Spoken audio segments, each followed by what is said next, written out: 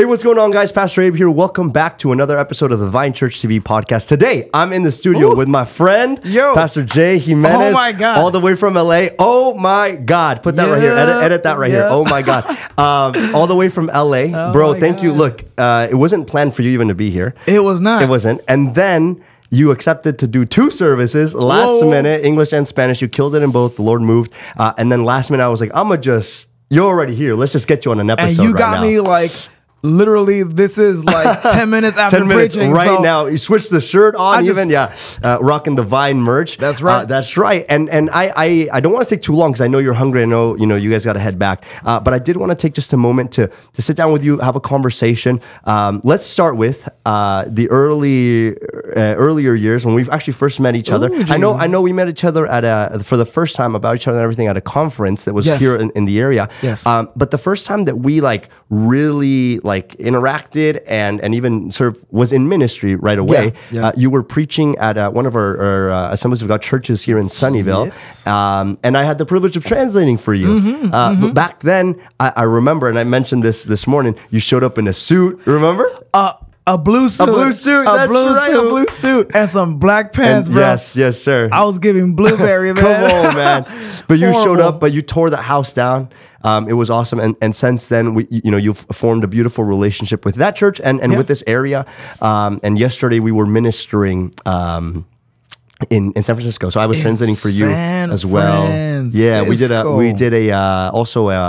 sit down, a panel. Is that going to be on anywhere, by the way? Just so that if it is, maybe they can check it out. Okay. It is. Look, y'all can check out the Hangout. Yes, so the Hangout page, we'll put links and all that good stuff down below. To be honest, that was an amazing conversation. Yeah.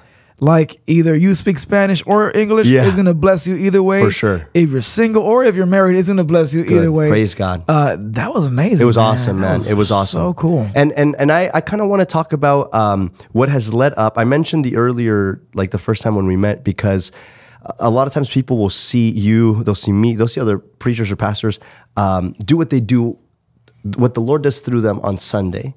But they have no idea that whatever happens in public is due to what happened in the secret place first, right? Yeah, of course. And so I want to talk about, for Jay Jimenez, what does that secret place look like? I know I see you all over. I see you on social. I see you at churches preaching all over LA. But what does the secret place look like? And what is the importance of that correlated to what happens in public? So I'll levitate. I'm just kidding. No, man. There you go. Yeah. I'll be so honest with you. So little backstory to me, I grew up in a very conservative church. Yeah. And I say it all the time. I love it because I learned, a bunch of stuff, integrity, all these things. But one of the things, that I've learned throughout the years, and I think I'm still learning, is I'm going to go watch this 10 years from now and I'll be like, oh my God, why did I can't believe I said that? Yeah. But I've learned to minister from a place of rest, if that makes sense. Go on that. So I won't burn out. I think that, my secret place, I know this is going to sound so kind of off. Probably you're expecting something super spiritual, like me away in the mountain, singing some songs by myself. Yeah. But that's not the case. Yeah. It actually looks like this. Every morning, I grab my cup of coffee and I just really have some time with God. I just meditate daily on His Word. And it's not like an actual time, but it's more so throughout my day and throughout the experiences. I feel God has a way to just bring you to His presence. Yeah. And so that has been, just my journey. And so my secret place, man, is really just, it can be in any moment. One of these special moments was actually in my car. I was in my car. It was a week ago, and I was driving the same little route that I was driving before I had a church, before people would even want to listen to me. And I was just recording videos on an old iPad I had. Those iPad videos go crazy. Yo, man, the resolution, man. That was not no 720, no 1080. I don't know what that was. Was it the iPad with the one camera? Yeah, the one camera. I didn't even know how I looked like, man. I was trying to guess myself. But I was driving through that same route, and I just felt God reminding me like it's a privilege to do what I get to do. And in the way that now God is letting us do it is definitely incredible. I would even tell anybody who's hearing this right now, like your secret place can be any place. Yeah, that's good. As long as you welcome him, he's there. As long as he's there. Yeah. He that's beautiful. I love that, man. And it's evident that you do spend time with God. I say that because, you know, you've been in ministry a while. I've been in ministry also my whole life. Really, and like you're a pastor's kid. Yeah, and a pastor's kid. Yeah. Whoa. And you get around people that sometimes know how to preach. They know how to sing. They know how to do the thing. But it's evident that, you know, if you have a deep relationship with the Lord, when you show up, the Lord shows up with you. Oh yeah. And when you don't, you just show up. Oh yeah. You know. Yeah. And sometimes I think you people have to work so hard to achieve what God could do like that, because we haven't spent time with the Lord before we spend time with Him on stage, right? Yeah. And one thing that I you know, admire of you and honor you is that in those early iPad stages, you were the same Jay as today. Like you're the same guy. Like you're you know the oh my God, the same one. You're the exact same one. God. You know. Type it in the comments. There you go. How do you do that? How do you stay the same through it all? How do you believe? When I remember in those first years when I would see your stuff, you were preaching as if you were already, you know, a full pastor and with a big church. That's how you were already. How do you do that? Because a lot of times people will say, when I get there, I'll do it. When I get there, I'll preach like that. I'm gonna say this: you gotta be it before you become it. And I think that a lot of people, they want to become it to be it. And it's not going to work that way, because there's already a place and a destination that's fit for you. And if you are waiting to get to the place to try to figure out what you're supposed to fit into, it's just not going to work. So I just felt, and look, I love that you're touching on this, because with calling comes character, but with calling comes criticism. Yeah. And I'm sure you've gotten a lot of criticism, right? Yeah. Yeah. Look, they're watching me. Everybody's watching me right now. Shout out haters. Haters are the ones that watch the most. Yeah, they watch the most. Yeah. And you don't leave a like. Yeah, there you go. Man, no comment, no like. Ghost watchers. Yeah. It's like those people that back in the day used to watch your Facebook stories and just do nothing, man. Yeah. Instagram stories, man. Now we're on TikTok. It's different. But you have to be it before you become it. There's so many young people that they're like, until the opportunity comes, then I'll get ready. And it's not like that. It's not like that. You have to be it already, because when the opportunity comes, when the door opens, you're gonna do it. I've always said this: I will never preach to you for a number. I will preach to you if there's need, because if there's one room and there's one person and that person has a need, it's the same thing if there's a room with 1,000 people, and if the need is the same, I know that God is going to move in the same way. So your question was, I think I kind of got off topic on this one. Sure. Your question was, how do I? Yeah, the question is at the beginning, like before you are it, right? Before I guess you answered that, right? Like you have to be it before you become it, right? I think that before though you become it, how are you able to push through and say, I'm not there, but I have faith I'm going to get there. Sometimes people start doing that, but then when they maybe get the criticism, maybe when they get people that don't have the same faith as them, they start going, you know what, maybe I should just dial it back. When really I think we should step it up, not dial it back in those moments. Exactly. I think it was actually someone that we both admire. I think TD Jakes is I love TD, but he said one day in his sermon that back in the day when he was in West Virginia and in a tiny little storefront church, he said that he would walk and preach the way he does today. Yeah, and the people would laugh at him and say, "Look at him, he thinks he's a bishop." Right? Look at him. He thinks, and then today he's Bishop TD Jakes. He's the bishop of the world, man. And so how are you able to just push through, believe in the calling of God when you still don't see the fruit yet? I'm gonna be so honest. I'll be so honest with you. I feel that people have told me that, like, you preach with that same, and some people are seeing this stage of my life right now. I don't know what's next, but from the past to the present, I think there's been a change. There's been a shift. I feel I haven't scratched the surface yet, though. I feel I'm very, like, ambitious in a good way, if that makes sense.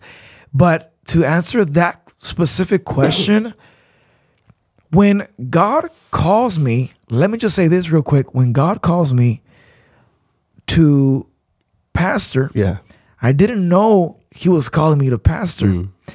It was very interesting. I'll be as open, as raw, and transparent. Your boy stopped going to church for about 2 years. Wow. I stopped going to church for about 2 years, born and raised in the church. Yeah. And I'm going to get somewhere with this. Sure.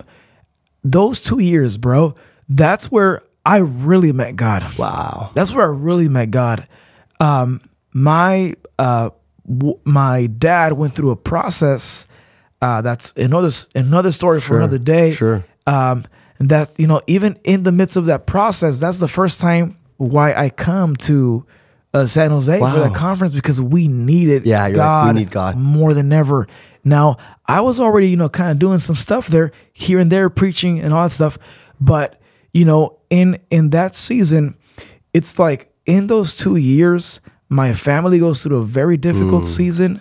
I'm the only one who has to work. I'm like right out of high school. Wow. So it's crazy. You're probably watching me and you're like, well, how old isn't is he in high school still? I'm like, aren't you still in high school? I kind of give high school vibes. Yeah, there you go. Bro, this young guy was like, man, you look like a teenager with a facial hair. I was like, that's wild, man. That's funny, man. That's terrible. But I'm 27 right now at the recording of this video. Yeah. It's 2030. I'm just there you go. Oh my God. So I begin to work. I submitted so many applications. Nobody accepted not one of my applications. So guess what? Your boy had to go work in construction. Wow. Oh, yeah. You mentioned that yesterday. Jay the Builder. I didn't know that, bro. It was Jay the Builder, man. I can't see you in construction, bro. That's crazy. I know, man. What were you doing? Like woodwork or what? Or demo? Look, man, we would demolish. Demo, yeah. And then we would put restrooms. Wow. We would cut tiles. Wow. We would put walls up and all that stuff, man. Really? Now, look, I'll be honest with you. I did not want to be there. I did not want to be there. And I'll be even more transparent. The Lord didn't call you to that. I know. And it's funny because when this little break of 2 years take place, it's like I didn't want to preach. So prior to that, I didn't want to preach. I was like, this isn't for me. This was like a 6-year-old thing. This was like a teen-year-old thing. But I don't want to do this. So God has a way of putting us in places where it's going to be like, no, I want to do this. Yeah.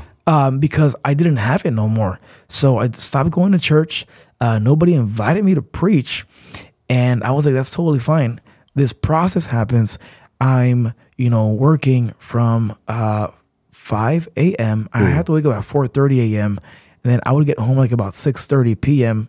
And, I was like, what am I doing? I was there for about almost 2 years. Wow. Almost 2 years. And one day, I remember we were going to put a bathroom. So it's a mess, right? When you're in construction. Sure. And they told me, go clean, the bathroom. So there I am with my little shovel, right? And I kneel down, right, to clean it. And when I kneel down and I'm cleaning it, the Holy Spirit just told me, this is how I want you for me. In my presence. Like, come back. That's what I felt. And I kid you not, man, the dust was flowing. It was all over the place. I began to cry. Yeah. I can say I had an encounter with God in that place. Wow. And I said, God, use me. I just want one person to talk about Jesus too. Yeah. And I'm telling you, God can hear us, man. Yeah.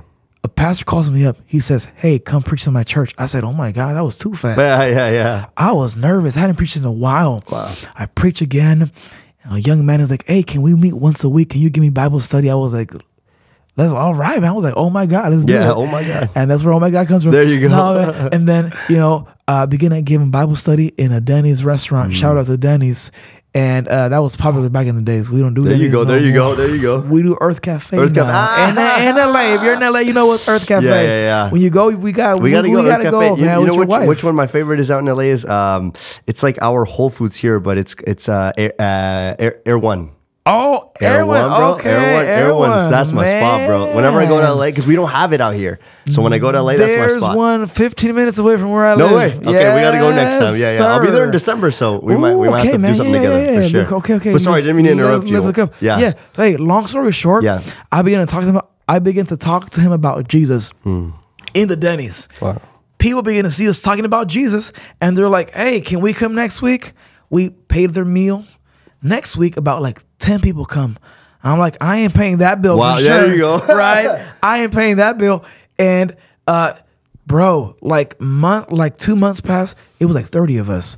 Then 3 months passed. Wow. At Denny's. 4 months at Denny's. It went from 1 to 10 to 30. Wow. To 50 to 60 to 80 people in that Denny's. Like they would know me already. They would reserve. That Denny's is still there.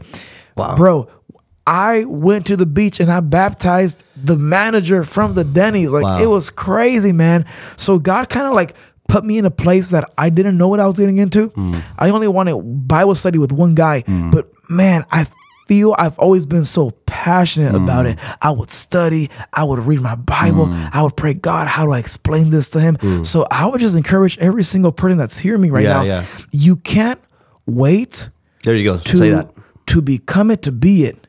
You have to be it in order to become it, because the opportunity is going to meet you in some point. And if you're not ready to take the opportunity, like, you're going to miss out. Like, the boat's going to be there and you're not going to have your luggage ready. Yeah. Like, the building is going to be open just for you and you're not going to have everything, the documents, the money, the everything you need for it. So you have to be it before you become it. And something I want to add to this, I think I always saw it. I would preach in an empty room. Wow. And God told me I know my ministry is a little bit different. It's not really just like focused only on my church, but I go out a lot. And I feel God telling me, I didn't just make you, for just that. Like, I made you to grow out of this. And so I just feel that I always saw it, and I keep seeing it. God has just done things, man, where I'm like, praise what, God. Man? Like, these prophecies, these words about you're going to reach, thousands. Wow. It's like it started virtually, and then it kind of, has turned into something physically. And then, like, young people, like, even this, man, like these young people that came with me today, like, they all said yes, they were on board. Wow. So, I would just say you have to be it to become it. Yeah. And you have to see it so you can see it. You gotta see it so you can see it. Yeah. Wow, that's so good, man. And I honor that, because it's not just believing it. There is work that has to be done behind it, right? Yeah. So you can't just say, yeah, I know I'm called. Yeah, I know that. No, but okay, what are you doing towards it? And I've seen you do it, man. I've seen you do it. I want to use that as a catalyst to the next thing, which is sometimes in the process of building, in the process of believing God, in the process of doing and being it before you become it, people will either champion you, or some people just will become naysayers and say, you're crazy, or you're weird for doing that, right? What have you gone through, maybe with friends, maybe in relationships, that has been difficult because of your obedience to God? And has it been worth it? Which we know it is, but I want you to tell them. Oh my God. That's a real oh my God right there, man. I have had to say no to people along the way. I bet. And I've had to surround myself with people that believe in me and that believe in the calling that God gave me. Somebody years back, I remember in the church where I used to be in. Wow. No hate or anything like that. Yeah. No, for sure. Just a little bit. Yeah, a little. A little. No. I remember one time I prepared myself. I've always been really passionate, so I scream I don't even feel like scream. There's other people that scream louder than me. Yeah, there is. Yeah. There is, man. I know some preachers that, they scream louder. They go, that's not me. You know? I just get kind of, in tune with it. Yeah. But one day I preached. I felt I had done my best. I was 15 years old. Okay. And the ministers called me to a meeting. And I'm like, they're probably going to tell me a good job. And they told me, this is good for 15. But if you get older and if you keep screaming like this, no one's going to want to hear you preach. Wow. And so I believe that we all been given a style. That's really all it is at the end of the day, because this is the same word, it's the same message. But that to me was so discouraging. Sure, you have no idea. Especially when it comes from older people. And I was so maybe young you look too, up man. to, or maybe, at least they're just leadership over you, right? Yeah, that must have been tough. I was like, what? Like, I thought I was gonna get, man, you did amazing, bro. Yeah. Like, my vocal cords got messed up. Yeah. And it wasn't like that. It was like, no, you got to change what you're doing. And I feel a lot of young people. That's what I'm gonna just go on this real quick. Do it. There's young people that they change what God has given them because they think. And I'm not saying to disobey, authorities within the church or stuff like that. That's not what I'm saying. What I'm saying is you can't kill giants with Saul's armor. Yeah. You got to kill it. You got to do it. You're going to nail it with what God gave you. And if it's a slingshot, and if it looks dumb, if it looks, humble, if it looks like something that, what is this guy doing? You're playing games. You're a joke. People told me, man, when I started off the church, they told me that's not going to last. Wow. A good friend of mine that was a good friend of mine told me one day, I'm going to give you 2 years and you're going to close that church. Wow. Yo, it's like, isn't it crazy? Wow. How we should be inspiring a young generation? I would be so glad that, because I was 19 when I started. Yeah. I would be glad that a 19-year-old would tell me, I want to be a pastor. Nobody wants to be that nowadays because of everything it just involves. Yeah. So, I would just say that. You got to stay real faithful to what God gave you, And yes, you got to be open up to, consejos, right? Yeah. But I would say that you got to stay faithful and true. If you're faithful in the little, God's going to put you over much. Yeah.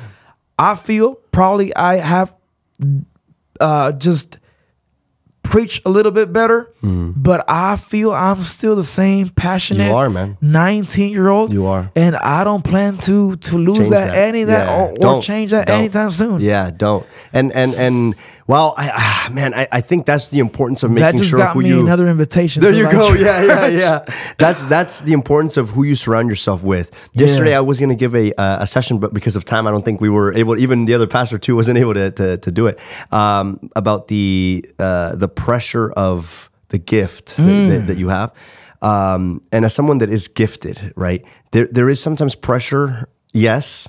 Pressure's good though. There's good pressure and bad pressure. The same pressure that will get you stronger, if not known how to handle correctly, will crush you, right? So you have to know how to manage it. But I think that a lot of times negative pressure we actually put on ourselves due to who we surround ourselves with. Yes. And so if you surround yourself with the wrong kind of people that aren't the ones God intended for you to feed, then it will drain you. And sometimes people lose so much because they're trying to feed people that don't want to be fed, and you're trying to force feed these people, and they're like, I don't want to be fed. When instead you should shift towards the ones that God intended for you to feed, right? How do you go about picking the right people to surround yourself with?